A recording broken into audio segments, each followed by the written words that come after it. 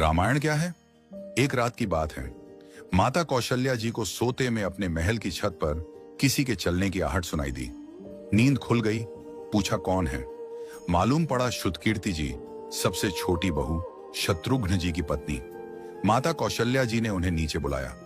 श्रुतकीर्ति जी आई, चरणों में प्रणाम कर खड़ी रह गईं। माता कौशल्या जी ने पूछा, श्रुति, इतनी रात को अकेली छत पर क्या कर रही हो बेटी? क्या नींद नहीं आ रही? शत्रुघ्न कहाँ है? श्रुति कीर्ति की आंखें भर आईं, मां की छाती से चिपटी, गोद में सिमट गईं। बोली, मां, उन्हें तो देखे हुए 13 वर्ष हो गए। उफ! कौशल्या जी का हृदय कांप कर झटपटा गया। तुरंत आवाज लगाई। सेवक दौड़े आए। आधी रात ही पालकी तैयार हुई। आज शत्रुघ्न जी की खोज होगी। मां चली। आपको मालूम है शत्रुघ्न जी कहाँ मिले? अयोध्या जी के जिस दरवाजे के बाहर भरत जी नंदीग्राम में तपस्वी होकर रहते हैं, उसी दरवाजे के भीतर एक पत्थर की शिला है।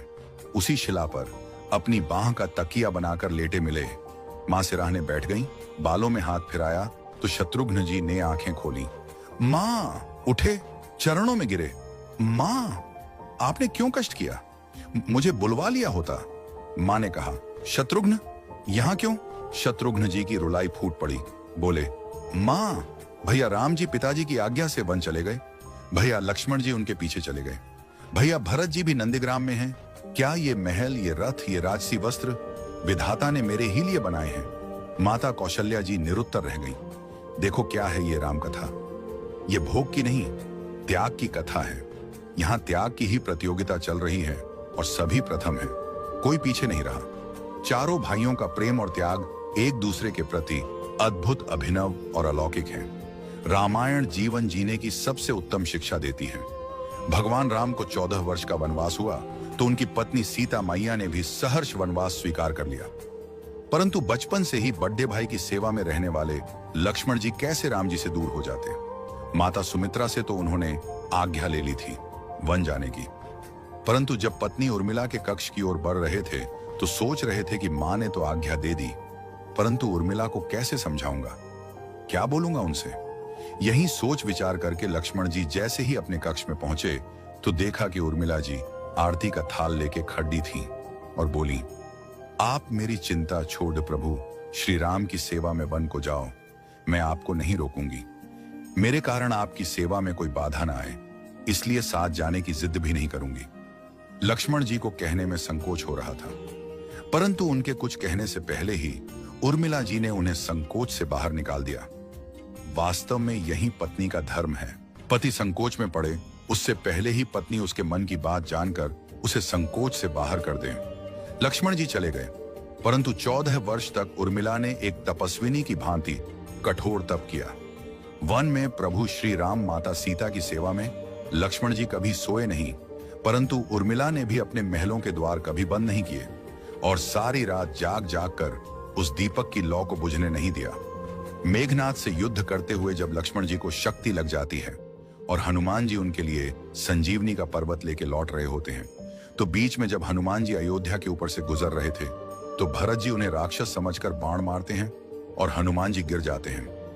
तब हनुमान जी सारा वृत्तांत सुनाते हैं कि सीता जी को रावण हर ले गया, लक्ष्मण जी युद्ध में मूर्छित हो गए हैं। ये सुनते ही कौशल्या जी कहती हैं कि राम को कहना कि लक्ष्मण के बिना अयोध्या में पैर भी मत रखना, राम वन में ही रहे। माता सुमित्रा कहती हैं कि राम से कहना कि कोई बात नहीं, अभी शत्रुघ्न है, मैं उसे भेज दूंगी। मेरे दोनों पुत्र राम सेवा के लिए ही तो जन्मे हैं। माताओं का प्रेम देखकर हनुमान जी की आंखों से अश्रुधारा बह रही थी, परंतु जब उन्होंने उर्मिला जी को देखा तो सोचने लगे कि यह क्यों एकदम शांत और प्रसन्न खड़ी है? क्या इन्हें अपनी पति के प्राणों की कोई चिंता नहीं? हनुमान जी पूछते हैं, देवी, आपकी प्रसन्नता का कारण क्या है? आपके पति के प्राण संकट में हैं। सूर्य उदित होते ही सूर्य कुल का दीपक बुझ जाएगा। उर्मिला जी का उत्तर सुनकर तीनों लोकों का कोई भी प्राणी उनकी वंदना किए बिना नहीं रह पाएगा। उर्मिला बोली, मेरा दीपक संकट में नहीं है, वो बुझ ही नहीं सकता। रही सूर्योदय की बात, तो आप चाहें तो कुछ दिन अयोध्या में विश्राम कर लीजिए, क्योंकि आपके वहां पहुंचे बिना सूर्य उदित हो ही नहीं सकता।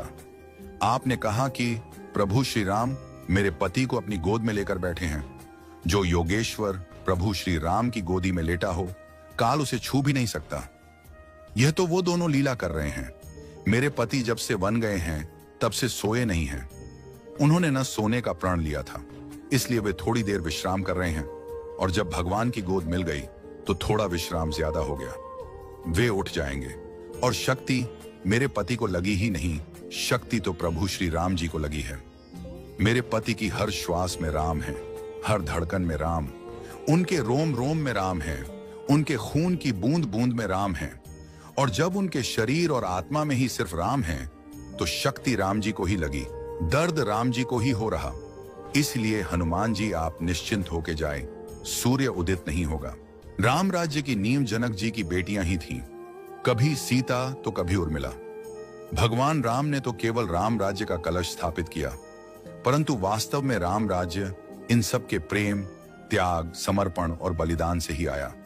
जिस मनुष्य में प्रेम, त्याग, समर्पण की भावना हो, उस मनुष्य में राम ही बसता है। कभी समय मिले तो अपने वेद, पुराण, गीता, रामायण को पढ़ने और समझने का प्रयास कीजिएगा। जीवन को एक अलग नजरिए से देखने और जीने का सोर मिलेगा। लक्ष्मण सा भाई हो, कौशल्या माई हो, स्वामी तुम जैसा मेरा रघुराय हो, नगरी हो अयोध्या सी, रघुकुल सा घराना हो, चरण हो राघव के जहां मेरा ठिकाना हो त्याग भरत जैसा, सीता सी नारी हो, लवकुश के जैसी संतान हमारी हो, श्रद्धा हो श्रवण जैसी, सबरी सी भक्ति हो, हनुमत के जैसी निष्ठा और शक्ति हो। ये रामायण है, पुण्य कथा श्री राम की। जय जय श्री राम।